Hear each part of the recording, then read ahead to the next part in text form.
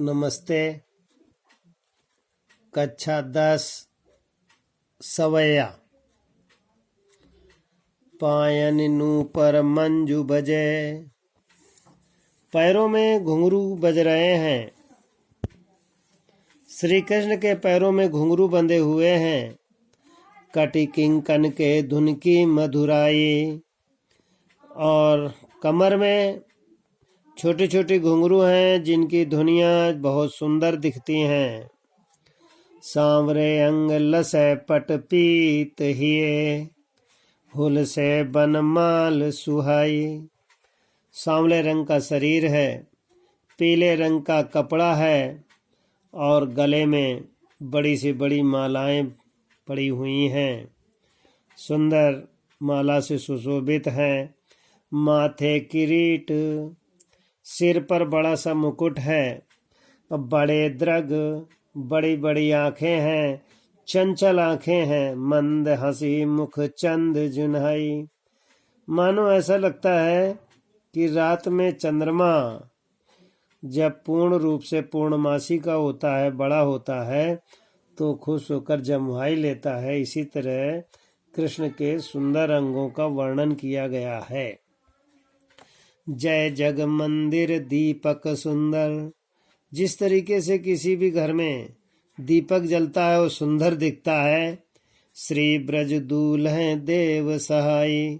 ऐसे ही कृष्ण जी दूल्हे की तरह ब्रज में सजे से दिखाई देते हैं। दूल्हा वो होता है जो शादी के लिए उत्सुक होता है। दूल्हा का अर्थ यहाँ पर ब्रज में कृष्ण के वियोग में कोई रह नहीं सकता और कृष्ण का वियोग कोई सह नहीं सकता। ये देव जी ने कृष्ण के प्रति सुंदर वर्णन किया है। कवित्व में डार द्रुम पलना बिछौना नौ पल्लव के। जब बसंत ऋतु आती है तो सभी पेड़ में नए नए कोपले वाली पत्तियां निकलती हैं। मानो ऐसा लगता है कि नया एक बिछौना डाल दिया गया है। सुमन झिंगूला शोभे तन छवि भारी है। शरीर में सुंदर सुंदर फूल वाला एक ढीला ढाला कपड़ा है। उस कपड़े की सुंदरता पहनकर कृष्ण जी और भी सुंदर दिखाई देते हैं। मानो जैसे कोई सुंदर कपड़ा पहन लेता है, ऐसे ही बसंत ऋतु में पेड़ों में नई पत्तियां आती बड़ी सुंदर दिखती हैं। पवन झुलावे के कीर बतरावे देव। जब हवा चलती है, हवा में पत्तियां हिलती हैं। कोयल, तोते ये सब अपनी अपनी बातें करते हैं मस्त होकर। देव जी कहते हैं, कोकिल हलावे हुलसावे करतारी दे। कोयल ताली बजा बजा के हंसती है, बड़ी सुंदर दिखती है। पूरित पराग सो उतारो करे राई नोन सो। जिस तरह शादी के समय बहनें भाई की पीछे से राई रोन उतारती हैं, इसी तरह बसंत ऋतु के आगमन के लिए ये कोयल और मोरें राई रोन की तरह कुछ अपने मधुर शब्दों में कुछ कहती हैं।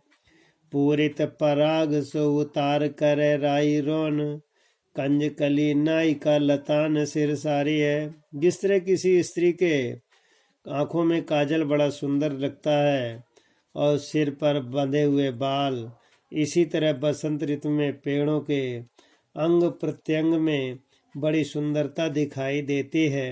मदन महीप जू को बालक बसंत ताही। मदन कामदेव को कहा जाता है। कामदेव सबसे सुंदर देवता है जिनकी पत्नी रति है।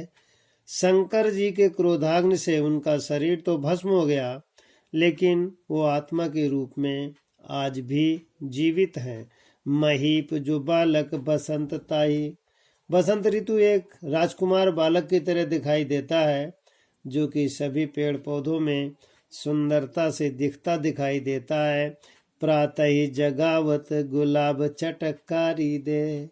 जब सुबह होती है तो सूर्य की किरणें गुलाब पर पड़ती हैं और गुलाब पर सूर्य की किरणें पड़ने के कारण वो सुंदर सी कली खिलकर फूल बन जाती है और अत्यधिक मधुरता को प्रदर्शित करने लगती है। गुलाब फूलों का राजा होता है, उसकी सुगंध दूर दूर तक फैलती है।